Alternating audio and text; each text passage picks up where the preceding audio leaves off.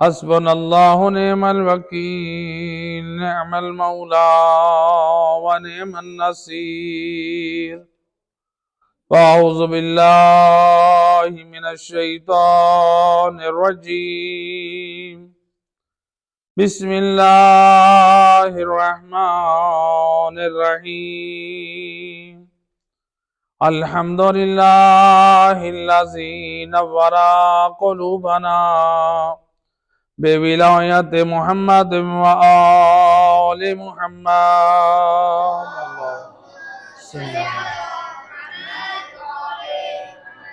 الصلاة والسلام على اشرف الانبیاء والمرسلین وخاتم النبیین ابی القاسم محمد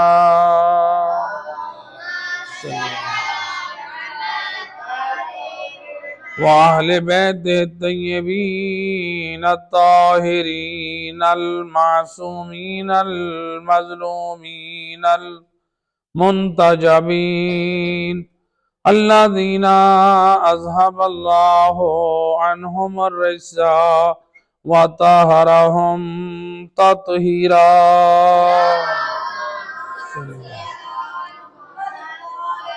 ولعنة الدائمة على أعدائهم أجمعين من يوم ظلمهم إلى يوم الدين أما بعد فقد قال رسول الله صلى الله عليه وآله وسلم أحب الله من أحب حسينا صلوات پڑھے محمد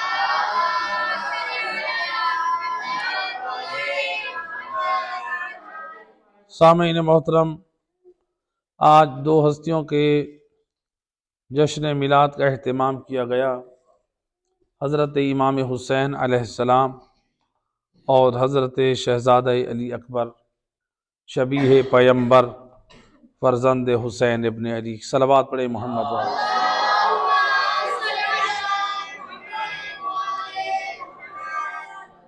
لہٰذا انشاءاللہ دو ہستیوں کے مناقب اور پیغام کی طرف ایک مل کے صلوات پڑھے محمد وآل محمد کی ذات اللہم صلی علیہ سید الرسل لسان وحی سے امت کو پیغام دے رہے ہیں۔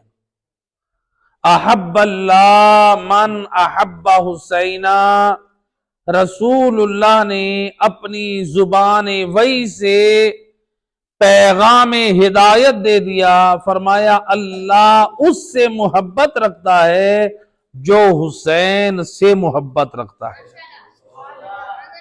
گویا رسول اللہ نے یہ سمجھا دیا دنیا میں جتنے لوگ بھی جو لوگ بھی جس فرقے سے تعلق رکھیں، جس مذہب سے تعلق رکھیں، اگر کوئی یہ دعویٰ کرے کہ میں اللہ سے محبت کرنے والا ہوں، میں اللہ کے لیے کام کرنے والا ہوں، میں اللہ کے مشن اور تعلیمات کو عام کرنے والا ہوں، رسول اللہ نے سمجھا دیا تو جب جتنے بھی اللہ کے مشن کو عام کر، جتنی خدا کی محبت کے دعوے کر، جتنے خدا کے لیے کام کر، اس وقت تک تو اللہ کے مشن پر رہ نہیں سکتا، تیرے اس وقت تک اعمال قبول نہ ہوں گے جب تک تیرے دل میں زہرا کے لال حسین کی محبت نہ ہوگی۔ تو پہلے تو حسین کا حوبدار بن، پھر اللہ تیرا حوبدار بنے گا۔ ایک صلوات پڑھ دے محمد والے۔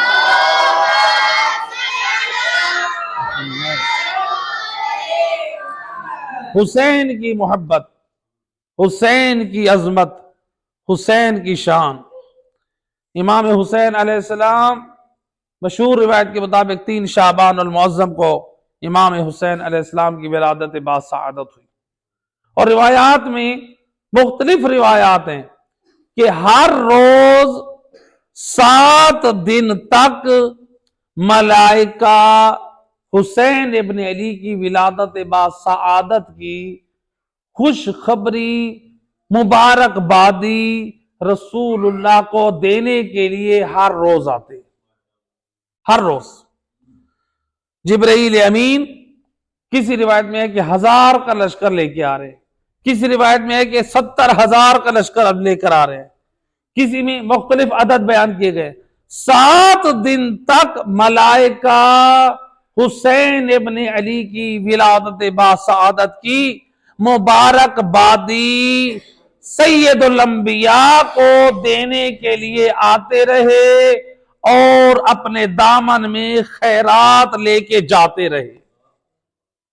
اب ملتا ہے تاریخ میں کہ ایک دن جبرائیل امین ملائکہ کا لشکر لے کر آ رہے ہیں سید الانبیاء کی خدمت میں، یا حضرت جبرائیل امین اور ملائکہ کا گزر ایک ایسی وادی سے ہوا جو دریا کے ایک جزیرے کے وہاں پر وادی میں ایک فرشتہ ہے جو 700 سال سے اس جزیرے میں وہ پڑا ہے، جس نے ایسا کام کیا کہ جو اللہ نے اس کام کے بدلے میں اس کے بال اور پروں کو قطع کر دیا، جلا دیا، یعنی اس فرشتے سے ترک اولا ہوا۔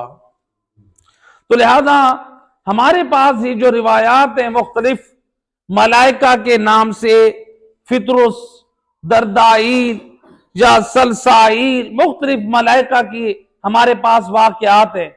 تو بہرحال فطرس کا جو واقعہ ہے اس کو ہمارے بڑے بڑے علماء محدثین نے، حتیٰ کہ شیخ صدوق نے بھی نقل کیا اور شیخ مفید نے بھی نقل کیا، لیکن اس روایت کے اوپر بعض جو ہیں وہ اعتراض کرتے ہیں، کہتے ہیں کہ یہ واقعہ نہیں بیان کرنا چاہیے، چونکہ اللہ سبحانہ و تعالیٰ نے قرآن میں واضح کہا ہے کہ جو ملائکہ ہیں وہ ہیں معصوم، وہ اللہ کے امر کی مخالفت کرتے نہیں ہیں، اور واقعاً فرشتوں کی عصمت کو اللہ نے قرآن میں بیان کر دیا، وہ اللہ کی نافرمانی کرتے نہیں۔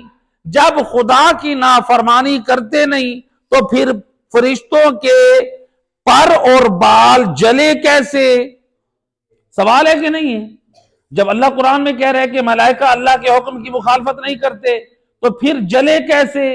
اور ان روایات کو نقل بھی ان علماء نے کیا جو علم عقائد میں بڑی بڑی کتابیں لکھنے والے، شیخ صدوق بھی ہیں، شیخ مفید بھی ہیں، انہوں نے بھی یہی نظریہ پیش کیا، ملائکہ معصوم ہیں، ان سے کوئی غلطی نہیں ہوتی، اللہ کے حکم کی مخالفت نہیں کرتے۔ تو کیا ان کی نظر میں یہ روایتیں نہیں تھیں؟ حالانکہ ان روایتوں کو نقل کیا بھی خود انہوں نے ہے۔ تو پھر اس کا مطلب یہ ہے، اس روایت کا مطلب کچھ اور بھی ہو سکتا ہے۔ صرف اس بات سے ہمیں ان روایات کو نظر انداز نہیں کر دینا چاہیے کہ چونکہ ملائکہ معصوم ہیں اور فرشتوں کے پر جل جانا، یعنی ان سے جب گناہ ہوتا نہیں ہے تو لہذا ان احادیث کا انکار کر دو، نہ یہ درست نہیں ہے۔ تو پھر اس کا صحیح معنی کہ صلوات پڑھے محمد و آل محمد کی ذات۔ پھر ان احادیث کا صحیح معنی کیا ہے؟ دیکھیں، انبیاء سے ترک اولا ہوتا ہے۔ میں سادہ مثال کے ساتھ، حضرت آدم جنت سے باہر آئے، کیوں آئے؟ ترک اولا ہوا۔ اور بہت سارے، حضرت یونس سے ترک اولا ہوا۔ انبیاء کا ترک اولا ہوا، اللہ نے قرآن میں اس کو ذکر کیا۔ تو انبیاء افضل ہے یا ملائکہ افضل ہے؟ انبیاء افضل ہے۔ تو اگر ملائکہ معصوم ہیں، انبیاء معصوم ہیں، انبیاء معصوم ہوتے ہوئے اگر ان سے ترک اولا ہو جائے تو ان کی عصمت باقی رہ سکتی ہے، ان کی عظمت اور شان میں کمی نہیں آتی۔ اسی طرح سے اگر ملائکہ ترک اولا کر لیں تو وہ بھی، ان کی بھی عصمت باقی رہ سکتی ہے۔ جو ان کے حق میں بہتر تھا وہ انہوں نے کام انجام دے دیا، جس طرح حضرت آدم کو ترک اولا کی وجہ سے جنت سے باہر آنا پڑا اور ملک کو اللہ نے جو پر دیے تھے وہ جو اس نے فخر کیا، چاہے تصور کیا، جو ترک اولا کیا، اس کی وجہ سے اس کے پر وہ جل گئے، لیکن وہ کسی وادی میں کیا ہے، اللہ کی عبادت کر رہے۔ تو لہٰذا وہ فرشتے اللہ کی نافرمانی نہیں کرتے بلکہ ترک اولا ہے۔ تو اب جو ہے بہرحال ہمارے بڑے بڑے جو محققین محدثین ہیں انہوں نے بھی اس روایت کو نقل کیا، اور امام جعفر صادق علیہ الصلوۃ والسلام سے، اللہم صلی علی محمد۔ تو جبرائیل امین ملائکہ کا لشکر لے کے آ رہے ہیں، اور فرشتہ فطرس اس نے جب دیکھا نا جبرائیل امین کو، کہاں جا رہے ہو؟ کہا سید الانبیاء کی خدمت میں مبارکبادی دینے کے لیے۔ خیر، کہا کہ ہاں اللہ نے اس کے ہاں بچے کی ولادت کی ہے، اللہ نے اس کو حسین ابن علی جیسا نواسا وارث عطا کیا ہے۔ کہا کہ پھر مجھے بھی لے چلو، میں بھی سید الانبیاء کی خدمت میں التجا کروں گا، وہاں پر میری سفارش کرنا، اور سید الانبیاء میرے حق میں دعا کریں گے، میرے پر و بال آ جائیں گے۔ روایت کہتی ہے جبرائیل امین نے فطرس کو اپنے پروں پہ اٹھایا، سید الرسل کی خدمت میں لے کر آئے۔ اب جبرائیل بنے وسیلہ اور فطرس کو لے کر آ رہے ہیں رسول اللہ کی خدمت میں۔ گویا جبرائیل آج ایک مریض کو لے کر آ رہے ہیں سید الانبیاء کے پاس کہ یا رسول اللہ، یہ آپ کے در پر حاضری دینے آیا ہے، یہ ملک ہے، یہ اللہ کی کسی عقاب کا شکار ہوا۔ تو اب حق تو یہ بنتا تھا کہ رسول اللہ اس ملک کے حق میں دعا کرتے۔ بھئی وہ آ رہا ہے شفا یابی کے لیے، وسیلہ بنا رہا ہے رسول اللہ کو کہ یا رسول اللہ آپ میرے حق میں دعا کریں، خدا مجھے بال و پر عطا کر دے۔ رسول اللہ دعا کر سکتے تھے، آپ نے دعا نہ کی، بلکہ رسول اللہ نے کہا کہ جاؤ حسین کے جھولے کے ساتھ اس کے پروں کو مس کر دو۔ صلوات پڑھ دے محمد وعلیہ بسم اللہ، آگے تشریف۔ اللہم صلی علی محمد۔ تو آپ رسول اللہ نے کیا فرمایا کہ جا کے اس کے جھولے کے ساتھ، روایات میں ہے کہ حسین کے جھولے کے ساتھ مس کرو، بعض میں ہے کہ حسین کے بدن کے ساتھ مس کرو۔ تو لہٰذا اب رسول اللہ دعا کر سکتے تھے لیکن دعا نہ کی، بلکہ جھولے یا بدن سے مس کرا کے بتا دیا، اور دنیا والوں صرف رسول کی عظمت کے گن نہ گانا، آؤ دیکھو حسین وہ ہستی ہے۔ میں تو دعا کروں اگر کوئی مریض حسین کے جھولے سے بھی پر مس کر لے تو اللہ شفا دے دیتا۔ تو اللہ نے حسین کے بدن اور جھولے میں یہ عظمت رکھی ہے۔ حسین نے دعا نہیں کی بلکہ مریض کو مس کیا گیا ہے۔ اللہ اکبر، یہ عظمت ہے حسین ابن علی کی، یہ عظمت ہے حسین ابن علی کے جھولے کی۔ تو لہٰذا حضرت امام حسین علیہ السلام کی ولادت باسعادت پر یہ ایک کرامت۔ اب دیکھیں یہاں پر یہ فطرس 700 سال تک اللہ کی عبادت کرتا رہا۔ روایت میں ہے کہ کتنے 100 سال؟ 700 سال تک اللہ کی عبادت کرتا۔ عبادت آج دنیا کا ہے جی فلاں نے بڑی عبادت کی، فلاں نے بڑی عبادت کی، فلاں نے بڑی عبادت کی، گویا معلوم ہوا فطرس نے بھی بڑی عبادت کی، بڑی بڑی عبادت کرتا رہا لیکن پر نہ ملے۔ رسول نے زبان وحی سے تو یہی فرمایا، احب اللہ من احب حسینا، جو حسین سے محبت کرتا ہے اللہ بھی اس سے محبت کرتا ہے۔ جب فطرس نے اپنے پروں کو مس کیا گویا محبت حسین کی قدردانی کی، اللہ نے محبت حسین کے صدقے میں جلے ہوئے پروں کو واپس کر دیا۔ اللہ اکبر.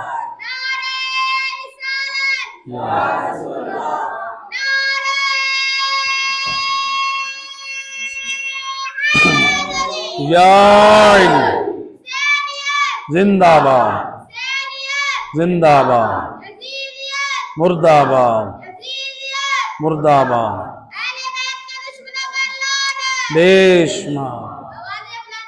اللہم صلی علی.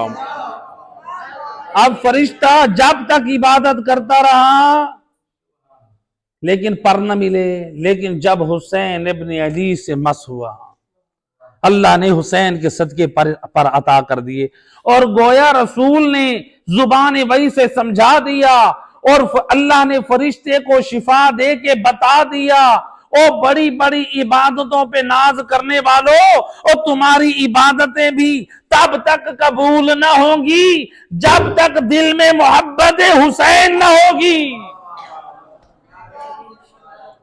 جب تک دل میں محبت حسین نہ ہوگی. اور یہ روایت ہے جسے علماء اہل سنت نے بھی نقل کیا، علماء شیعہ نے بھی نقل کیا. مسجد نبوی ہے، رسول اللہ نماز میں ہے، نماز کے سجدے میں ہے. بھئی عبادتوں میں سے نماز افضل، معصوم کی زبان سے عبادتوں میں سے نماز افضل، نماز کے ارکان میں سے سجدہ افضل، مساجد میں سے کعبہ کے بعد مسجد النبوی افضل، انسانوں میں سے انبیاء افضل، انبیاء میں سے سید الانبیاء افضل، مسجدوں میں سے افضل مسجد نبوی ہے، اور افراد میں سے سید الانبیاء سید الرسل ہیں، اور نماز کی حالت سجدہ میں ہیں. جب افضل ہستی ہے اور جھکی ہوئی بھی افضل الکائنات کے سامنے ہے، رسول اللہ افضل الکائنات خدا کے سامنے جھکی ہوئی ہے، تو گویا اب پشت رسول پہ بھی کوئی عام ہستی سوار نہیں ہوئی. حسین پشت رسالت پہ سوار ہوئے. ادھر سے جبرائیل امین نے آ کر کہا یا رسول اللہ، خلاق کے دو عالم فرماتا ہے کہ آج اپنے سجدے کو لمبا کریں، اس وقت تک آپ نے سجدے کی تسبیح لمبی کرنی ہے جب تک حسین اپنی مرضی سے نیچے نہ اترے. جب تک حسین اپنی مرضی سے نیچے نہ اترے. تو آج جو دنیا یہ کہتی ہے کہ یہ رسول کی نماز یہ کیسی نماز تھی، رسول اپنی نماز سے دنیا والوں کو پیغام دے رہے ہیں، نمازیوں کو پیغام دے رہے ہیں، اور نمازیوں اور اس وقت تک تمہاری نماز قبول نہ ہوگی جب تک دل میں محبت حسین نہ ہوگی. کیونکہ رسول نے بھی سجدے کو حسین کی محبت میں. تو کیا رسول نے سجدہ چھوڑ دیا؟ رسول نے سجدہ چھوڑا یا سجدے کو لمبا کیا؟ بعض لوگ غلط فہمی کا شکار ہوتے کہتے ہیں رسول نے سجدہ چھوڑ دیا، نماز توڑ دی. نہ، توڑی نہیں، نماز چھوڑی نہیں، سجدہ چھوڑا نہیں، بلکہ سجدے کی تسبیح لمبی کر کے بتا دیا. اور دنیا والوں، محبت حسین سجدوں کو لمبا کرواتی ہے، سجدوں کی قضا نہیں. لہذا محبت حسین، اللہم صلی علی، لہذا محبت حسین پہ سجدے لمبے ہوتے ہیں، انسان سجدے گزار بنتا ہے، سجدوں کی قضا نہیں کرتا. لہذا امام حسین علیہ السلام کی یہ عظمت و شان. آئیں امام حسین نے کہاں پرورش پائی، کس طرح پائی؟ روایت میں ہے کہ جب امام حسین علیہ السلام کی ولادت باسعادت ہو چکی، جب آغوش رسالت میں آئے، کیا کیا؟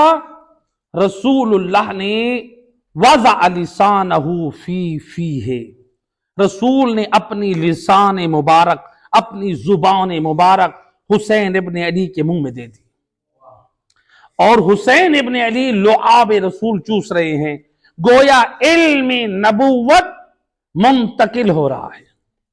اور تاریخ گواہ ہے، جب وارث کعبہ علی حیدر کرار اس دنیا میں آئے، آغوش رسالت میں نبی نے اٹھایا، علی جب رسول کے ہاتھوں پہ تھے تو اس وقت نبی نے کیا کیا؟ اپنی زبان کو علی کے منہ میں دے دیا۔ علی نبی کی زبان چوس رہے ہیں اور علی چھوڑ ہی نہیں رہے۔ کعبہ کے باہر لوگ دیکھ رہے ہیں، نبی زبان دے رہے ہیں، علی زبان چوس رہے ہیں۔ آج رسول زبان دے رہے ہیں، حسین زبان چوس رہے ہیں۔ گویا نبی نے فرد بدلا ہے، کبھی علی کو زبان دی، کبھی حسین کو زبان دی، انداز ایک ہی ہے۔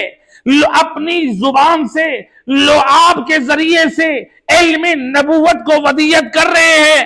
گویا بتا دیا دنیا والوں، کبھی علی اور حسین کی برابری نہ کرنا۔ یہ ہستیاں جب بھی بولیں گی مصطفیٰ کی زبان بولیں گی۔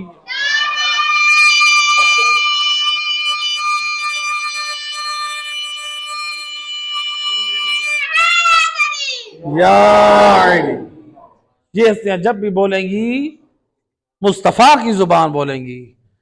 یا نبی نے علی کو زبان دی، یا نبی نے حسین کو زبان دی۔ اور روایات میں ملتا ہے جناب سیدہ فاطمہ زہرا سلام اللہ علیہ، اللہم صلی علی، مل کے صلوات پڑھے محمد۔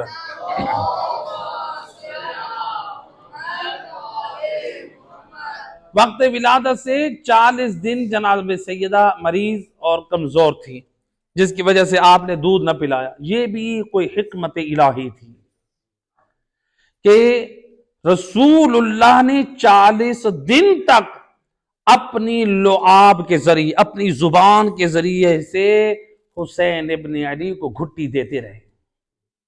اور اسی لیے ملتا ہے روایات میں کہ حسین کا خون اور گوشت لعاب رسول کی غذا بنی۔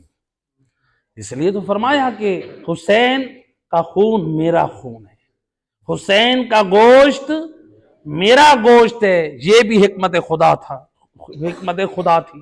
تو 40 دن تک رسول لعاب سے علم نبوت منتقل کرتے رہے، اور 40 دن بعد بڑی بڑی مدینے کی دائیاں آئیں کہ حسین ابن علی کو اپنا دودھ پلائیں، لیکن زہرا کے لال نے کسی بھی دائی کے سینے کے قریب منہ نہ کیا۔ ملتا ہے کہ 40 دن بعد اگر دودھ پیا ہے تو عصمت و طہارت کی ملکہ فاطمہ زہرا کا پاکیزہ دودھ پیا ہے۔ مل کے صلوات پڑھیں عظمت جناب فاطمہ زہرا، اللہم صلی علی محمد وعلی۔ لہذا حسین وہ ذات ہے جس نے پرورش پائی ہے یا پاک دودھ سے یا پاک لعاب رسول سے۔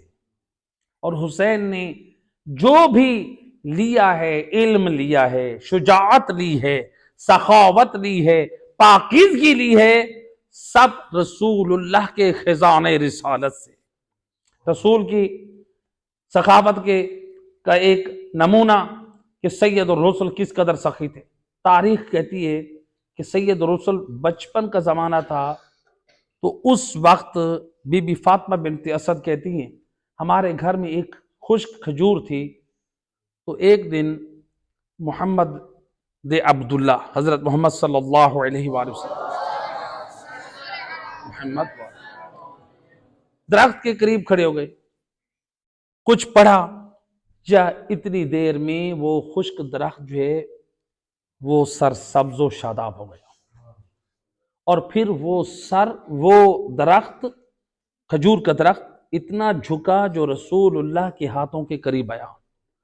آپ نے اس میں سے تازہ کھجوروں کو جو پک کر تیار، خشک درخت تھا، دیکھتے دیکھتے تر ہوا، کھجوریں لگ گئیں۔ بی بی فاطمہ بنت اسد کہتی ہے میں حیران ہوں کہ کچھ کھجوریں آمادہ ہو گئیں۔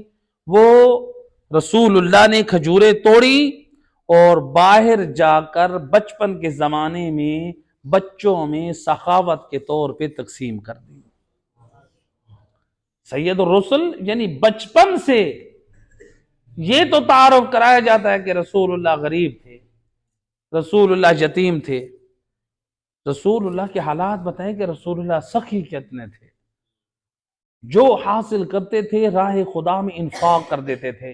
رسول کی سخاوت کا نمونہ تو دیکھیں، بچے مشرکوں کے ہیں، رسول انہیں بھی سخاوت کرنا پسند کر رہے ہیں، آج سخاوت کر رہے ہیں، کل انہی کو اللہ کے دین پر لے آنا ہے۔ تو لہذا ہمیں رسول اللہ نے اپنی پاکیزہ سیرت سے ہمیں نمونہ دیا، تو لہذا رسول کی سخاوت سے ہمیں کیا ملا؟ پیغام۔ آئیں رسول کی سخاوت سے حسین نے اپنی سخاوت کا نمونہ پیش کیا۔ تاریخ فی ظلال اولیاء اللہ، عربی میں یہ کتاب ہے، چہاردہ معصومین کی بہترین حالات زندگی پہ انہوں نے ایک عظمت امام حسین کا ایک بہترین جو ہے وہ معجزہ بیان کیا۔ ایک صلوات پڑھ دے محمد و آل محمد۔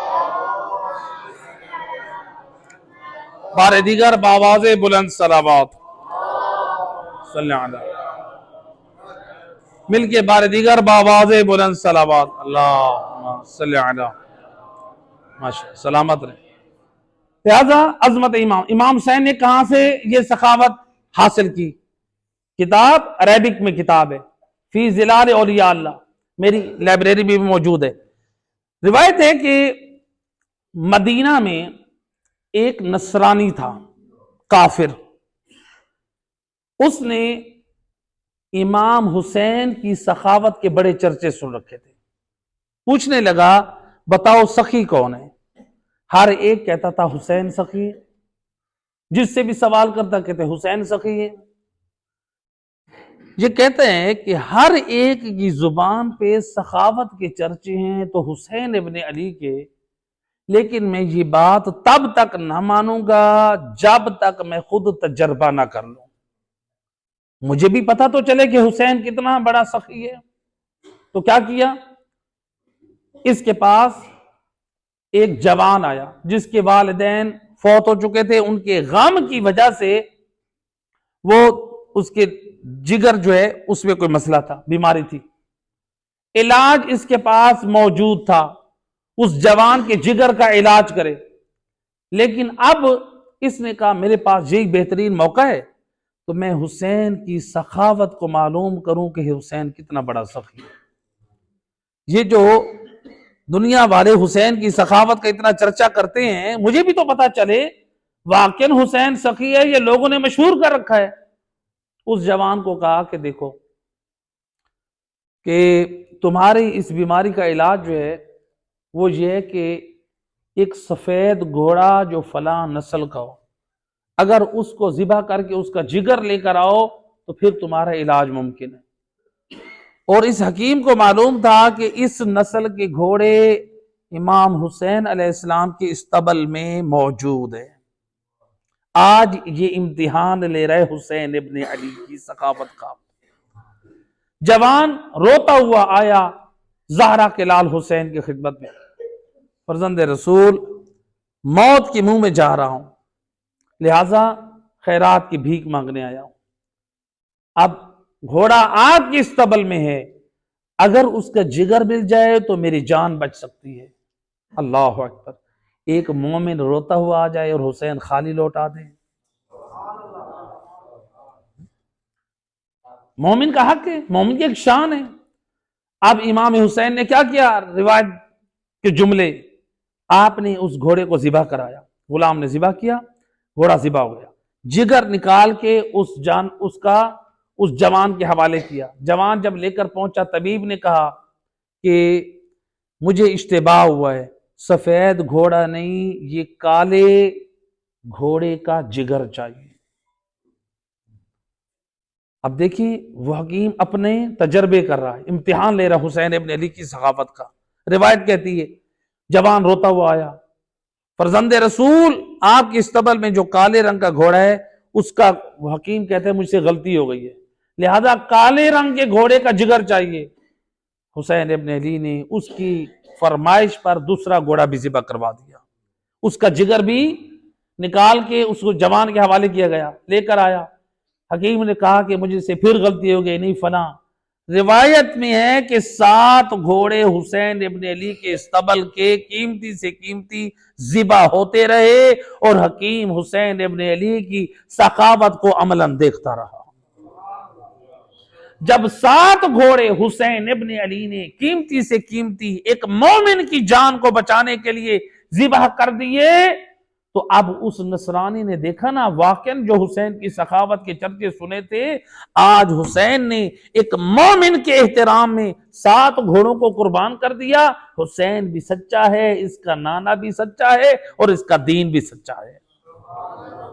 خدمت حسین ابن علی میں آ کر کہتے ہیں اشہد ان لا الہ الا اللہ واشہد ان محمد رسول اللہ، آ کر اسلام کا اظہار کیا۔ لوگوں نے عظمت حسین ابن علی پہ شکر خدا کیا کہ ہم نے پاکوں کا در تھاما ہے اور پاکوں سے تمسک رکھتے ہیں۔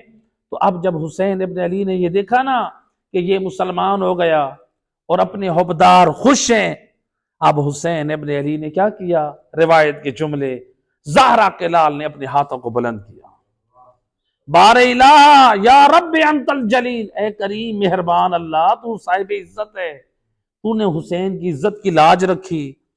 آج ایک نصرانی جو ہے وہ مسلمان ہوا ہے، بار الہ تجھے تیری عزت کا واسطہ ان مردہ گھوڑوں کو اپنے اذن اور قدرت سے ان کو زندہ کر دے۔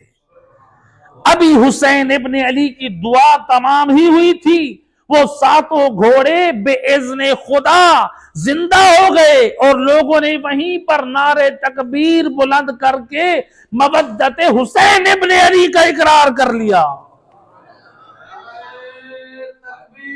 اللہ اکبر،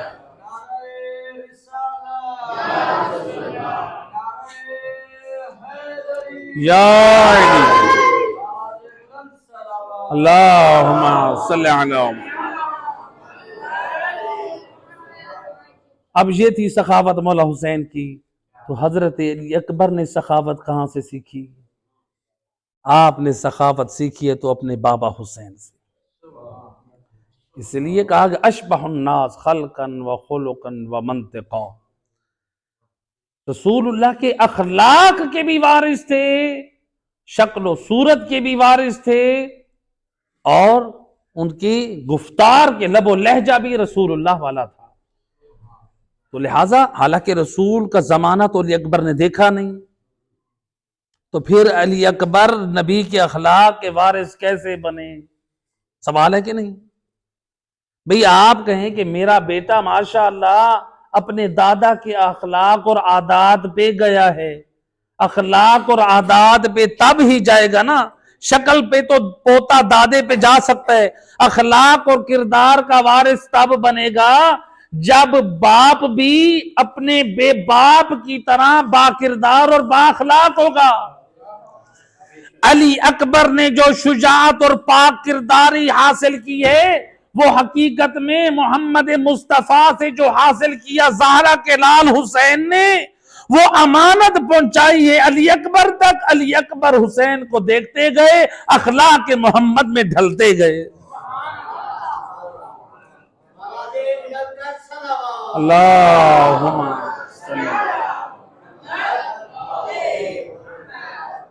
رسول اللہ کی ہم شکل تھے، اور علماء اہل سنت نے نقل کیا ہے، ابو ہریرہ کہتے ہیں کہ رسول اللہ کا چہرہ ایسے چمکتا تھا جیسے چہرے پہ آپ کی پیشانی پہ سورج چمک رہا ہو، اتنا آپ کا چہرہ نورانی ہوتا تھا۔ اور تاریخ نے یہاں تک نقل کیا ہے، تاریخ اسلام میں حضرت عبداللہ کی شادی سے پہلے، حضرت عبداللہ کی شادی سے پہلے ان کی پیشانی پہ، چونکہ ان کی آپ کی صلب میں نور محمد مصطفیٰ تھا صلی اللہ علیہ وآلہ وسلم، تو جب لوگ دیکھتے تھے نا آپ کو، مکہ کے لوگ، تو ان کی حضرت عبداللہ کی پیشانی کو تو اتنا نور ہوتا تھا کہ مکہ کی عورتیں یہ تمنا کرتی تھیں کہ ہماری شادی حضرت عبداللہ سے ہو، ہماری شادی حضرت عبداللہ سے ہو۔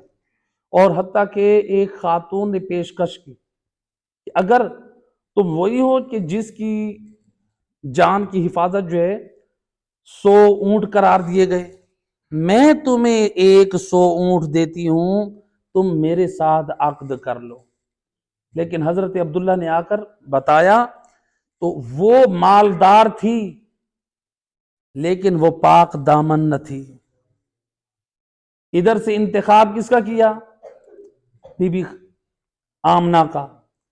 دیکھا کہ پاک دامن اس نور کے انتقال کے لیے، منتقل ہونے کے لیے پاک ظرف کی ضرورت ہے۔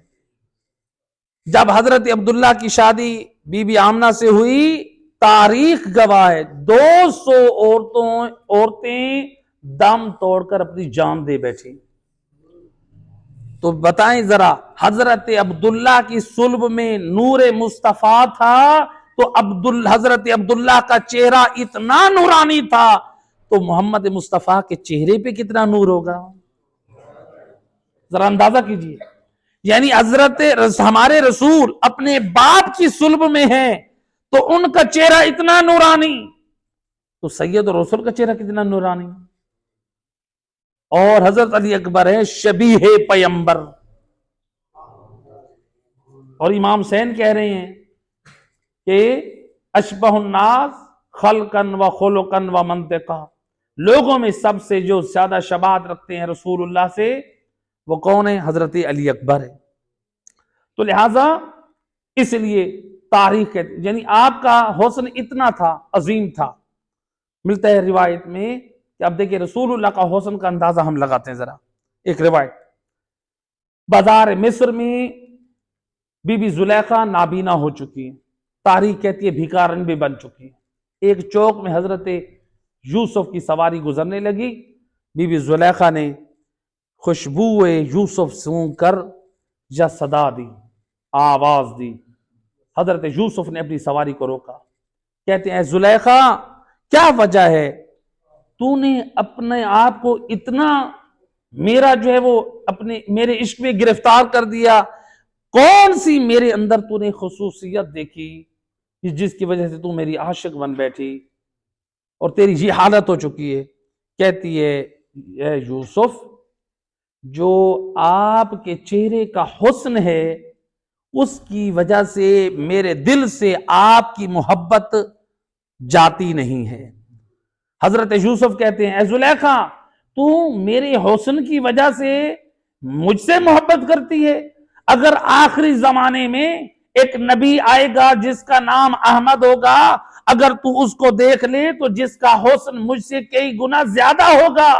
کہتی ہے کہ اے یوسف آپ سچ کہہ رہے ہیں۔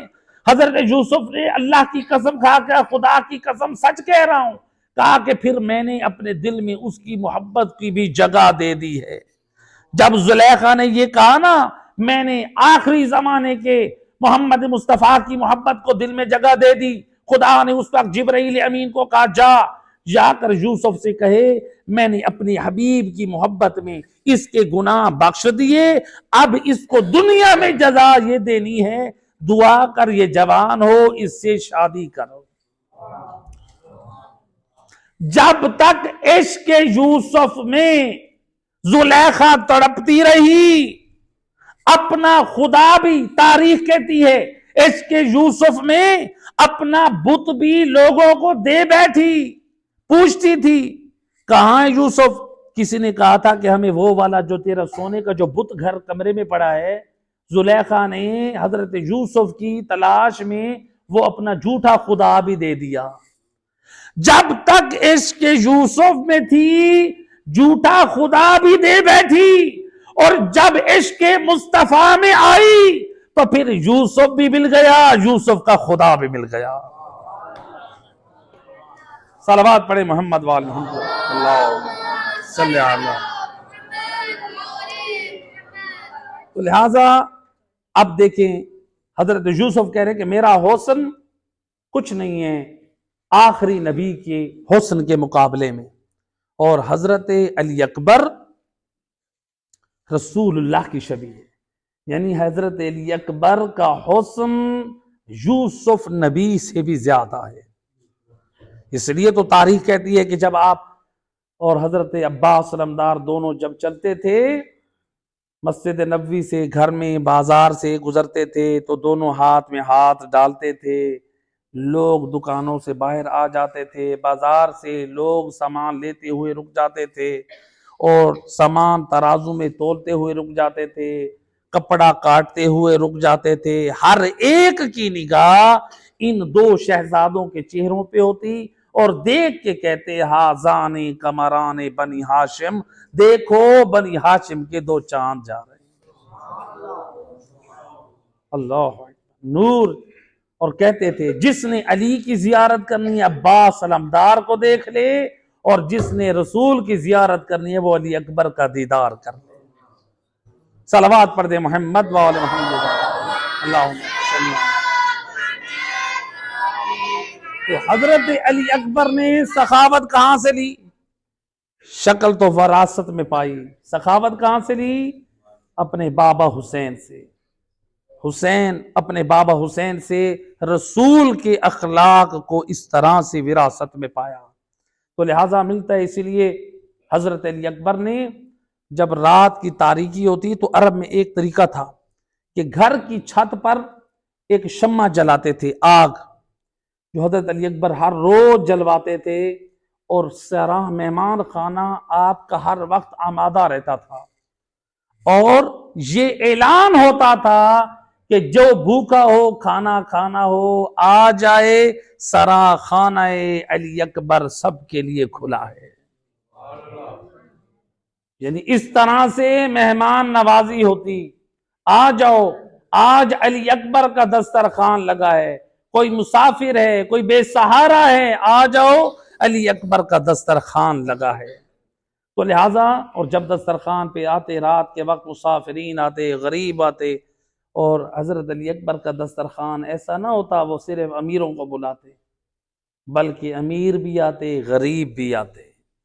اس لیے معصوم فرماتے ہیں اللہ اس دعوت کو بھی ناپسند کرتا ہے جس دعوت میں غربا نہ ہوں.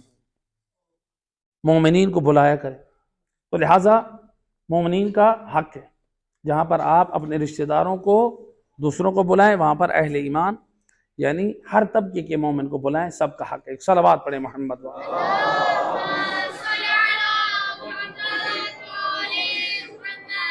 تو لہٰذا اس لیے آخری میسج اور آپ کی ضامت تمام کروں.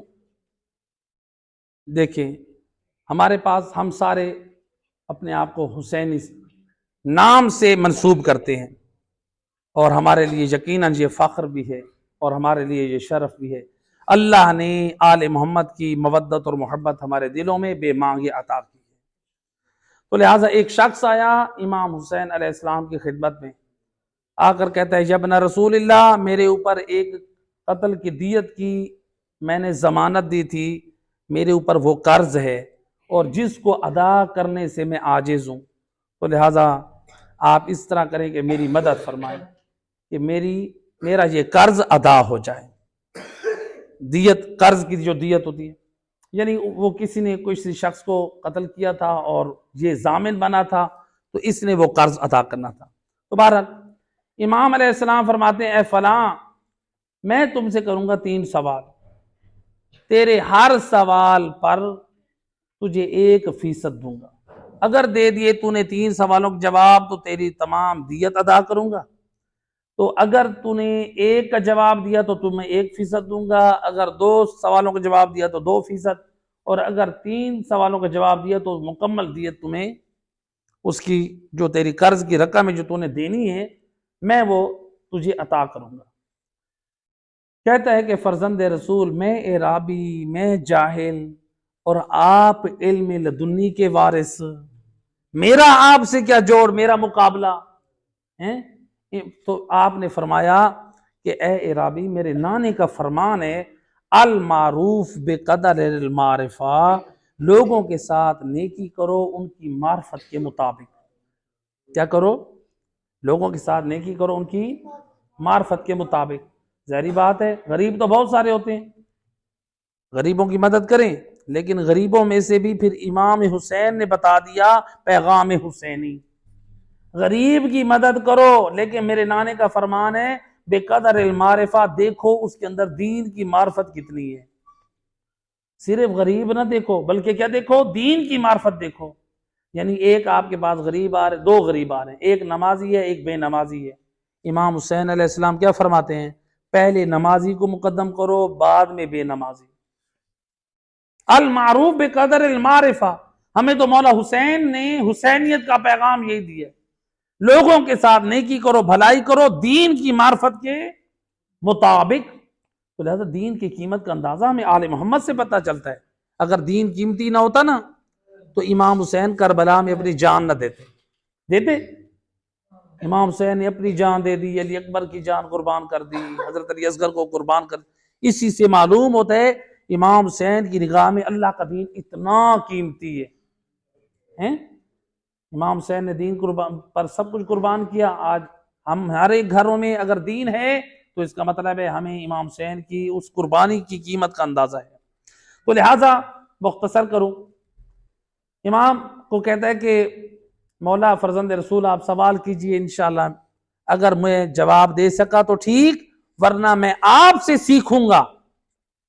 امام علیہ السلام نے فرمایا کہ یہ بتاؤ دنیا میں سب سے افضل کام کون سا ہے؟ کہتا ہے الایمان باللہ، سب سے افضل کام یہ ہے اللہ کی معرفت حاصل کرنا۔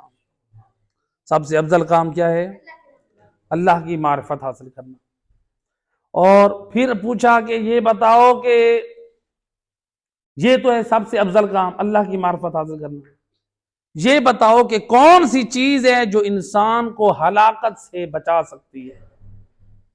اس نے کہا الثقۃ باللہ، فرزند رسول جو انسان ہلاکت سے بچ سکتا ہے تو وہ اس وقت بچ سکتا ہے جب کوئی شخص اللہ پہ بھروسہ کرے، اللہ پر اعتماد کرے۔ کیا مطلب؟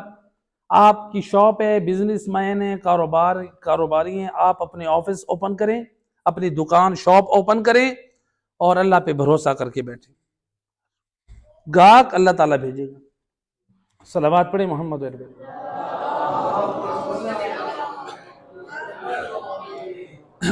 ہم کہیں کہ ہم دکان بند کر کے گھر بیٹھے رہیں، ہم کہیں کہ روزیہ نہیں رہی، نہیں، پہلے اپنے اسباب مہیا کریں۔ اس لیے مولا علی علیہ السلام فرماتے ہیں میں علی نے پورے قرآن کا خلاصہ ایک آیت میں پایا ہے، من یتوکل علی اللہ فہو حسبہ، جو اللہ پہ بھروسہ کرتے اللہ اس کے لیے کافی ہے۔ تو اللہ کے اوپر توکل کا مطلب یہ نہیں ہے کہ آپ کچھ کریں نہیں، بلکہ آپ اپنی طرف سے اسباب مہیا کریں، کوشش کریں، پھر اس کے بعد آپ اللہ کی ذات کے اوپر بھروسہ کریں، دکان کھول کے پھر اللہ پہ بھروسہ کریں۔ بات سمجھ آ رہی ہے؟ علاج آپ کریں، پھر صحت کے اوپر پھر اللہ پر بھروسہ کریں کہ علاج میں نے کر لیا، اب صحت وہی دے گا۔ تو بہرحال یہ دوسرا تھا، کہا کہ کیا ہلاکت سے انسان تب بچتا ہے کہ جب وہ اللہ پہ بھروسہ کرے۔ آپ نے فرمایا کہ یہ بتاؤ انسان کے لیے زینت والے کام کون سے ہیں، جو انسان کے لیے زینت اور عزت والا کام ہو۔ ہم لوگ تو سمجھتے ہیں نا جس کے پاس پیسہ ہو، گاڑی ہو، اچھا مکان ہو، اچھے کپڑے ہوں، اچھی جائیداد ہو، وہ بڑا عزت دار ہے۔ اور مولا حسین کی خدمت سے کیا جواب ملا؟ کہتا ہے علم معہ حلم، فرزند رسول انسان کے لیے عزت اور وقار، زینت والی بات تب ہے جب انسان کے پاس علم ہو اور ساتھ حلم ہو۔ علم ہو یعنی مومن صاحب علم ہو، جاہل نہ ہو، اور اس کے پاس حلم ہو۔ حلم سے کیا مطلب ہے؟ یعنی ایسا نہ ہو کہ ہم غصے ہو جائیں، بیوی پہ غصے، بچے پہ غصے، لوگوں پہ غصے۔ علم کے ساتھ حلم، یعنی علم بھی ہو اور حلم بھی۔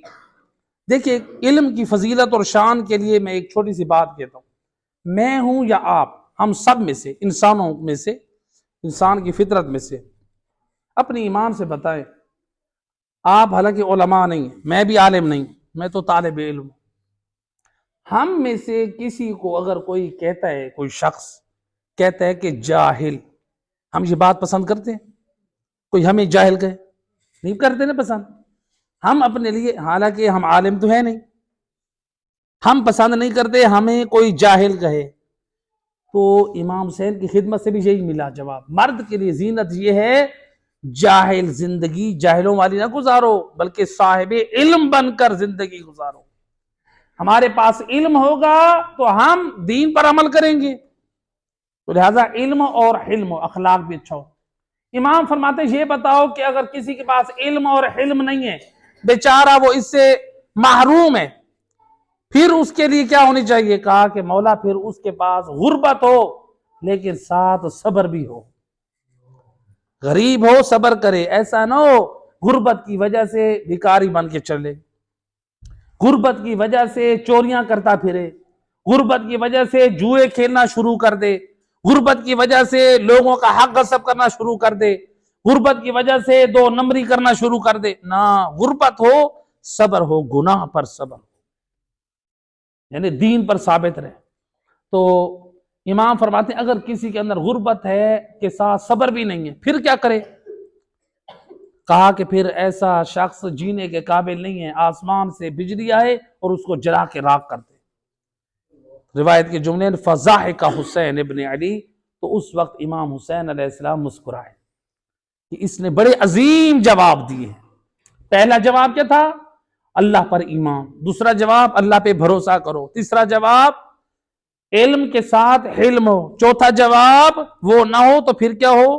غربت کے ساتھ صبر ہو، یہ ہے۔ تو گویا اس کے علاوہ اگر کوئی اور چیز ہے، امام فرماتے ہیں گویا وہ جینے کے قابل ہی نہیں انسان۔ امام کے مسکرانے کا مطلب یہ ہے، یعنی امام نے مسکرا کے اس کے جوابات کو صحیح کر دیا، اس کے جوابات کے اوپر آپ نے امضاء کر دی، اور پھر امام نے 1000 دینار سرخ، دینار سرخ کہتے ہیں سونے کی اشرفیاں، 1000 دینار سرخ امام نے اس کو عطا کیے، کہا کہ جاؤ یہ اپنا قرض ادا کرو جو دیت کا ہے تمہارے اوپر۔ اور پھر آپ نے ایک اپنی انگوٹھی دی قیمتی جو 2000 درہم کی تھی، آپ نے فرمایا یہ 2000 درہم تجھے حسین ابن علی زہرا کا لال اپنی سخاوت سے تیرے گھر کے خرچے کے لیے عطا کرتا ہے۔ تو جب اس نے وہ انگوٹھی لی امام علیہ السلام سے، اس وقت قرآن کی آیت پڑھی، اللہ اعلم ہے سو یجعل رسالت، اللہ ہی بہتر سب سے، یعنی اللہ بہتر جانتا ہے کہ وہ رسالت کو کہاں ٹھہرائے۔ اشارہ تھا، یعنی اللہ نے امامت آپ کے منصب میں ایسے نہیں رکھی، دیکھا ہے حسین امامت کے اہل ہیں تو اللہ نے آپ کو عطا کی۔ پروردگار سے دعائے کریم مہربان اللہ محمد